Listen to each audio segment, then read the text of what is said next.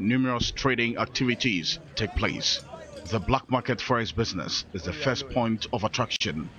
These operators, mostly Ghanaians, and some foreign nationals from Togo, Nigeria, Niger, Mali, and other countries trading money with all seriousness. Then there are transport operators undertaking their business on 24-hour cycle.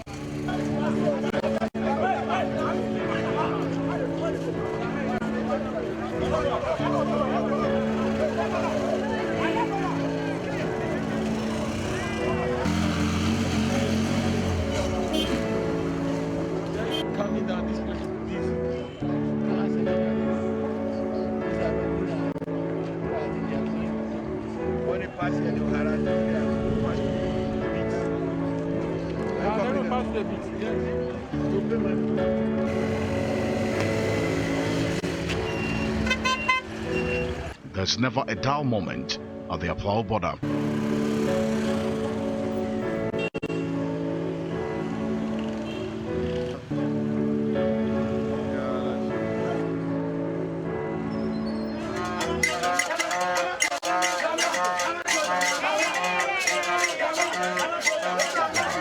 With many varieties of food vendors from the township and adjoining ones.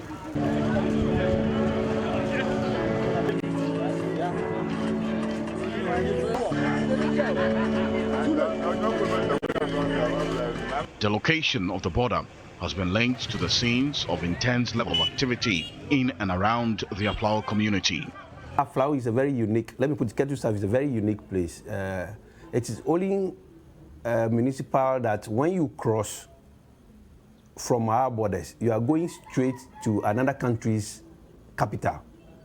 So even when we receive visitors from other places, most of them, we take them to Togo for shopping and all those things. So closing or moving the whole border from here, it's going to be worrying. And I'm not sure anybody would like to do that. Conspiracy. All right, well, yes, so that's a documentary that was put together by Armstrong Gold Alogbe. He is a member of TV3 News team, a journalist, very seasoned as well. And this was born out of the fact that there were many traders who had started raising objections to a decision by government, both the Ghanaian government and the Togolese government, to relocate the border, which is what they thought it was, relocate the Aflao border to a town about 51 kilometers away from the Aflao border. And they weren't too happy about it. There was a communique that was put out sometime in October 2021. And this was a communique that was written from the Ministry of National Security to the Ghana Revenue Authority, indicating that there had been some agreements between the Ghana government and the Togolese government to now divert heavy-duty vehicles to the Nope Akanu joint border before the end of 2021. Now, according to these traders, this was disrupting business because there was really no development in the other town, and it made things very difficult for them if they had to cross that border and now come back to the Aflao border for their papers to be signed and all of that. So it has generated a lot of conversation, and that is why we're having this talk this morning. Joining us in the studio is the MP for Ketu South, and I must say that she probably has had one of the toughest jobs as MP, because remember that the borders were closed for 2 years. She agitated along with residents in her constituency, and of course other residents along the border towns, asking for these borders to be open. 2 years down the line, it was opened, but even that, it took a few months for the other neighboring countries to also open their borders. So our borders were opened on the 18th of March, I believe, and it took about 2 months for even Togo to open its borders, and she had to agitate for that as well to be done, and now she has to deal with this other problem. We'll be speaking to Honorable Dzifa Abla Gomashie. She joins us. Abla Dzifa Gomashie. Good morning, ma'am. Good morning, beautiful. Good to have you in the studios. Thank you. It's such an honor to be sitting with you again. Is it? Yes. I should be honored. No, I mean, you know, remember the first time we met? Yes, and I remember. So now it's wonderful to be sitting with you and you interviewing me. It is. The tables have turned, right? They have turned, indeed. So I'm honored. Definitely, I'm honored too. And also joining us via phone is the MCE for Ketu South. He is Maxwell Kofi Lugudo. Good morning, sir. Mr. Lugudo, good morning. All right, thank you for joining us. Let me start off with you, Honorable, because I mean, like I said, the borders took 2 years to be reopened. And then eventually, you know, dealing with all the sufferings of the residents along that border town. Now you have to deal with another situation of having to relocate partly the border to another town. That must be really challenging. Well, thank you again for having me. And good morning, Maxwell. Good morning. So, indeed, it's been, sometimes I think it's traumatizing. Sometimes I think it's challenging. Sometimes I think, what have I gotten myself into? You actually think that? I do, because the issues surrounding our border communities are hydra-headed. There's been, for you, you said it's the closure of the border for 2 years. But for me, it's beyond that. It's from the registration, the re-registration, 2019. Yeah. 2019 into 2020, into 2021. I mean, it's been back to back to back, one thing after the other. And half the time I'm thinking, it may be well-intentioned, but because of the way in which it is implemented, it leaves room for suspicion. Yeah. And then I'm asking myself, what are they up to?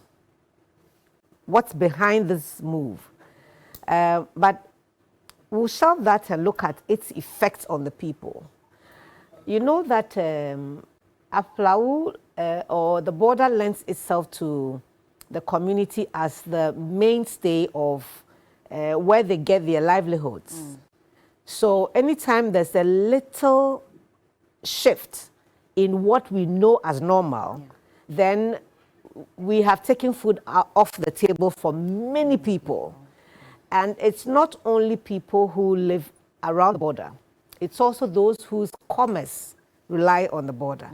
So even when it was closed, I kept saying that the many buses that are coming from all over the country headed towards Togo to go and find one thing or the other. They're either going to sell or they're buying to come and sell. So those who benefit from the border in Aflao are many. I mean, it's uncountable. And so when you hear that, when people who benefit from it hear that the border has been moved, it can cause a lot of agitation. I'm not sure that it's been totally moved. No. I think what has happened is that during the period where the trans-border road was being constructed, there was a decision, I think, at the instance of the Togolese side, that they didn't want heavy trucks to come through their capital city, and wanted it away from the city. Okay. So that movement of the heavy trucks is what I think was not communicated properly. And the reasons why shared with the people. So they come along with you if you want to change something like that. So even if it was it was at the instance of the Togolese side, once Ghana agreed, I think that it was important for Ghana to now take the decision to explain, educate, sensitize, inform people about what we are doing. So you allay people's fears. And then we leaders in the community, being myself and now Maxwell, before it was someone else, for us to be able to manage the repercussion of that decision, that has always been the problem. Now, it's also at the back of what I said earlier, of what we did as a country, or what government did during the registration. All the military they brought in trying to stop people from coming to register and so on. So there's suspicion all the time. Can you blame us? Are you saying that at no point, because this letter that was written to the GRA, it was written on the 28th of October 2021. At this point when the letter was sent to the GRA, are you saying that you were not officially informed of this decision in order for you to also further communicate to your constituents? I still have not been officially informed. Till date? To date. I've heard bits and pieces of things. I've seen that document that you read from. I have it too. I think the only time I was involved or informed officially of anything that was going on around the border was when General Kotia was coming to sensitize the community on the boundary commission's work of re-electing the pillars for redemarcation. It's the only time that I was officially engaged, but beyond that, you are kept in the dark as the Member of Parliament. Let me bring in the MCE for Ketu South, Mr. Maxwell Lugudo. Again, good morning and thanks for joining us. At what point were you informed about this decision to relocate partly the border, to the other town? And did you have enough time to sensitize people about it? But I can please come again. I didn't hear you well. I'm asking that at what point were you officially informed as the MCE for that area that there was going to be some changes along the border and partly some heavy-duty trucks were going to be moved to the other town so they can use that border instead of the Aflao border? And did you have enough time to sensitize people about it? Yes, actually, thank you so much. Good morning to your cherished viewers. Actually, I was not officially informed too, but I also had information from the clearing agents. They written a letter to them. So I quickly called music meeting that I invited the customs commander at the area. So he showed me in the documents that they are to move they are not moving the whole border. Yeah. Actually, what he explained to me by showing me documents is this is an international agreement that they even started 2014. I'm sure the late Prof, former president, he came to cut short there. So the whole thing started 2014 that time. So the Togolese were insisting that the agreement was to take all those, they call it, according to their terms, it's port-to-port transit. Those vehicles that are going on transit are to pass through Akanu. But apart from that, the rest of the processing of still ongoing. That if you buy goods from Togo or any other place, that is not transit goods. You can come and do your duty in Aflao. So it's not that they are moving the whole border from Aflao to Akanu. Okay. But if you say that you heard this from the clearing agents, at least when you finally heard it, did you cross-check with the authorities to find out if this was really true and what exactly the plan was? Yes, actually, I did that. We even invited Conundrum, who came to explain everything by even showing documents. That's all true. They will never move the whole border from one place to another place. But the agreement was an international agreement. The agreement was to use all those transit goods, that from port to port through Akanu side.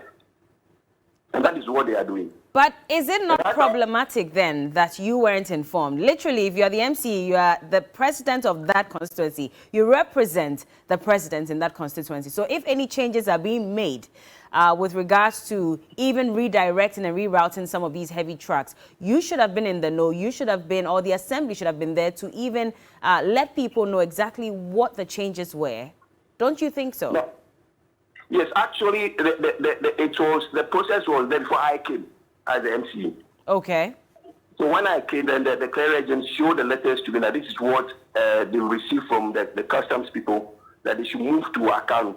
So I quickly called for a music meeting that I invited the customs, the divisional commander. So he came to explain everything to all of us by showing documents. But I was not satisfied, so I even invited Conundrum, who even came openly and explained everything, how the thing is to be.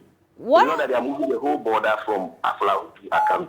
What have been the challenges of the residents and, of course, the traders as well? Because we know that that is a very busy place. A lot of people have to go in and out, in terms of business and even wanting to visit. Because yesterday, journalists told us that these traders are complaining that there's really no internet connectivity at the Akanu border and there are no machines installed at this border to even allow them to go through the process easily. So if they get to Akanu border and they go through that border, they now have to drive back to the Aflao border on the Togo side to get their documents stamped and all of that. Are you there, Mr. Lugudo? Well, let me come to Honorable so you can respond to this as well, because these are the concerns that our journalists said traders raised at the border point. And there's also from what Maxwell just said, so it confirms what I've been telling you, that proper communication is not happening. And so that those of us in leadership roles there will assist the decision. Once we understand, we can explain. And also make up the rest of the community who are not privy to the documents that we have, we can explain to them. Yeah. You know, because we have platforms in the community. The radio stations know that they can call me at any time.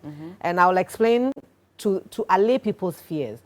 Now, the Akanu border really is not ready. Let's just say it's not ready. So it's not only telephony connectivity. Okay. It's also the access to water, electricity. All of this is not in place. Okay. And as the users of that border have said, the machines that facilitate their work, I think part of it is still in Aflao, part is in Akanu. So Okay. it is making the work difficult for them. You know, so whatever decision it is that we are taking, I'm just saying that let's look at it in totality. Look at the effects of that decision on the people and put in measures to mitigate any shortfall. Simple as that. Okay. As I said earlier, I think that the Togolese are the ones who are requesting that they don't want the trucks that are coming from Nigeria, Benin, through Lome, which is the capital. Yeah. If they are not coming to discharge the goods there, then they should go through the Akanu border. Yeah. Same way, if you are bringing things from Ghana's ports, and it's going to Benin and Nigeria, and it's not going to be discharged in Togo, then go through Akanu. It makes sense to me, but how is that going to affect the people? It's important. And I'm not the one to tell you what to do. I think when you're taking the decision on around the table on these big matters, you must also look at the ripple effect. The ripple effect. And plus, look, as Maxwell said, this started in 2014. Yeah. So if you want to implement it now, are you ready? So they You should are have not ready. delayed. They should have delayed the process a bit longer. I'll think. And also to say that it's perhaps going forward, state agencies and people who are empowered and mandated to perform a certain task must not deal only with the GRA or SEPS or immigration or the police or the military who are at the borders. Include us in the I mean, even a blind copy of some of this conversation is good. Would have helped. If you called me, when you called me, when TV3 called me, if I hadn't chanced on that document, and if I had not heard also from the freight forwarders and the Shippers Council and so on and so forth around the board, if I hadn't heard from them, I'd have turned down this invitation because I'm not officially informed. But I am the spokesperson. Look, Maxwell is there represented His Excellency the President, who was elected. The President was elected. Yeah. He was voted for, right? And then he appoints Maxwell as MCE. But the people picked me. So I should speak for them. But if I don't know what to say, because you have not empowered me to speak on your behalf, then when they bring up issues that are troubling, who are they going to go to?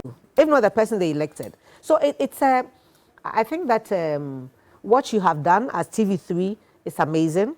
As I watched, there are things that came to me as the member of parliament that I wasn't privy to. Some comments that people made, you can't know everything, but it is through this mutual discussions and interest that we are able to help the people. And you don't have to come from there to be able to address the concerns of my constituents. Your platform is huge, and so we thank you that you brought it up. But indeed, Akanu border is not ready. Okay. And what I hear now, in the last 24 hours, is that those who use the two ports are managing both. So if you have huge things that are not going through Lome or Accra, they don't mind going through the place. But we can't move the borders. Would you raise this on the floor of Parliament, this issue? Raise what? This matter and have it addressed. of the fact that you're saying that the Akanu border is not ready. You have not been officially informed about it. Ideally, you should have been informed about it. Would you raise this on the floor of Parliament? I'm sure that the time may come. I'm not sure if it's now, because we are still talking, and because Maxwell is open to share information that he has. I want to give him the benefit of the doubt that he can bridge the gap. If there's a challenge and he's not able to, by all means, trust me. All right. Because I must speak for my people. Definitely. Yes. Thank you so much for joining us this morning in the studios. Honorable Abla, Dzifa, Gomashie. Honorable Easy, Chola. Hey, Madam Piccolo, Mela, no understand. You're speaking to your people. What are you telling them? No, that's greeting them. Oh, that's all. That's all. Well, because you interrupted, I had to repeat it in a different way. No, that's okay. My should have sought your to permission. Everyone. So no, yes, it's fine. yes, It's fine. Thank Thank you so much. Honorable Abla Dzifa Gomashie is the MCE. Pardon me, she's the MP for Ketu South constituency. And earlier we spoke to Mr. Maxwell Lugodo, who is the MCE for the area as well. We hope that, Akanu will be developed much earlier so that business can go on as usual. Thank you so much. Thank you.